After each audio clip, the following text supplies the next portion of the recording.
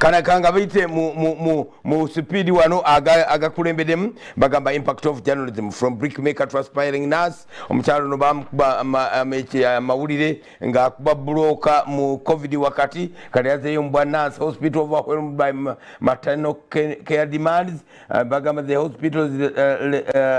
relies heavily on government supplies but more increasing number ojja kubanga obisomako bagambye nti cancer na matters hope beyond a lamp in the breast ojja kubanga obitegera regions with the most unemployed youth bakoleza ebitundu ebisinga okubeeramu abantu abatalina mirimu ojja kubanga obitegeera mu census report eno bagiwanuddeyo dda nkugambye abantu batandise ogibuuza ebibuuzo nti kino kijja kitya nga tebalina answer ne bagipulinga down tebalukoolo Kampala works to have the most corrupt officials says IGG yeno report Jennifer gyabadde ayogerako agenza okulupa ababbi ate naye ng'asaba akasente baanyumye nnyo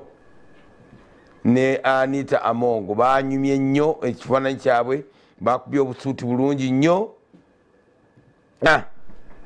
IGG the Speaker of Parliament Miss Anita Amongo receives biannual performance report from the Inspector General of Government Miss Betty Kamya banyumye nnyo very smart as smartness means criminal cases now take priority court of appeal bwetu bwegamba nti emisango egyo egiri criminal gye basooka okutunuulira nga tebannalowooza kirala kyonna nabulukabadde government wants mindset change among PDM beneficiaries nti abafuna sente ya PDM government yagala kubasomesaako kubanga abantu sente balowooza nti za mbaga za mwenge za kiki Rwanda becomes the biggest baziga bakusinga okutambuzanga abantu sente mugambire ddala abantu nti za bagagga sente muzina abantu nebasaba ebintu nemutuka nobata bendega butonde nebazireeta nembatuma ebyapa byabo nembatuma ki sente nemuzibamma mu bantu mbagambira nti sente za bagagga muzo bagagga bannammwe oba mwe nyinyi mwezi mumuzijja ne muzikozesa omuntu n'omutambuza olukowolo busente mutumye kino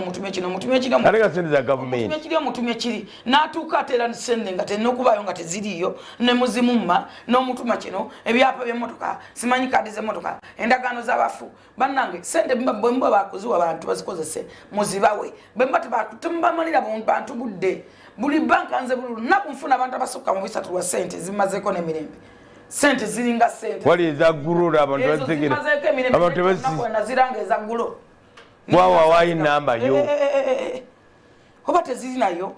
oba gyeziringa tebazigaba oba baziwa bannabwe bokka mwogere nti sente tuziwa bannaffe bokka omuntu agaba bantumye ekyapa nakibawadde bantumye kadi y'emmotoka ngibawadde oba mwagala amanya bagakyuse bantumye kino nkibawadde mbalaza savings zange nzibawadde neera sente tebazimpadde kati omuntu mba mwagala akole ki anyway ekyo tukitereezemu abantu